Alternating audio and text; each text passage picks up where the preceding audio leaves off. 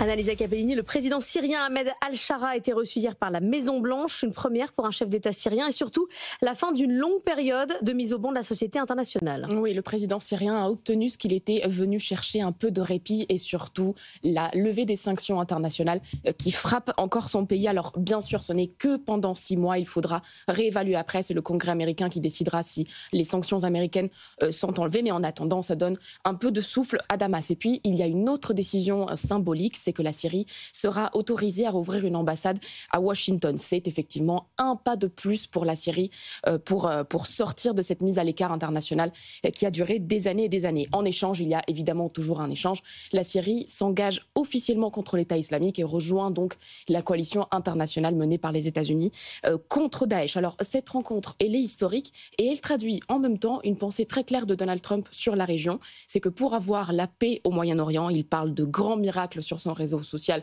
la paix au Moyen-Orient, eh bien, il faut une Syrie propre et stable. C'est quand même un sacré revirement pour les États-Unis. Oui, il y a encore un an, il y avait une prime de 10 millions de dollars sur la tête d'Ahmed Al-Shara. Et d'ailleurs, jusqu'à vendredi dernier, quelques heures avant qu'il atterrisse à Washington, il était encore officiellement désigné comme terroriste par les Américains. Et s'il a changé de statut, Al-Shara, s'il est passé d'être terroriste à partenaire dans la lutte contre le terrorisme en quelques heures seulement, c'est aussi un symbole du changement que la Syrie est en train de traverser. Il y a seulement quelques mois, elle était une province iranienne, selon les experts. Aujourd'hui, la Syrie est un membre du camp mené par les États-Unis. En même temps, ça s'explique, c'est une opportunité en or pour les États-Unis. Bachar al-Assad, l'ancien président syrien, était soutenu par l'Iran et la Russie, donc les deux grands ennemis de Washington.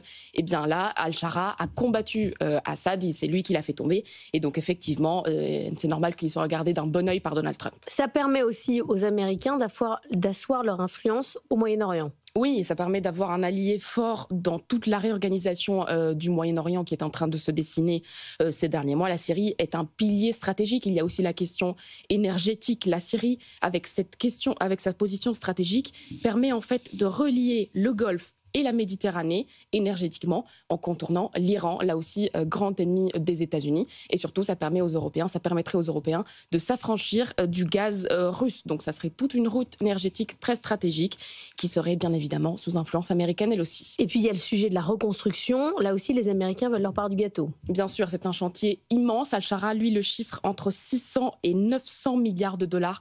Donc ça signifie évidemment des opportunités de business immenses pour toutes les entreprises qui vont se consacrer à la reconstruction, des entreprises sans doute occidentales, américaines en prime. Le pays est encore très très marqué par la guerre. Il y a 16 millions de personnes qui ont encore besoin d'aide humanitaire, beaucoup de déplacés internes et dans les pays voisins. Donc tout reste à faire et c'est ça aujourd'hui le défi pour la Syrie, c'est se reconstruire avec un cap clair que le président syrien a défini lui-même à l'Assemblée générale de l'ONU, c'est que la Syrie reprenne la place qui lui revient au milieu des nations. Le monde qui bouge, c'est à retrouver en replay, en podcast sur l'application BFM Business.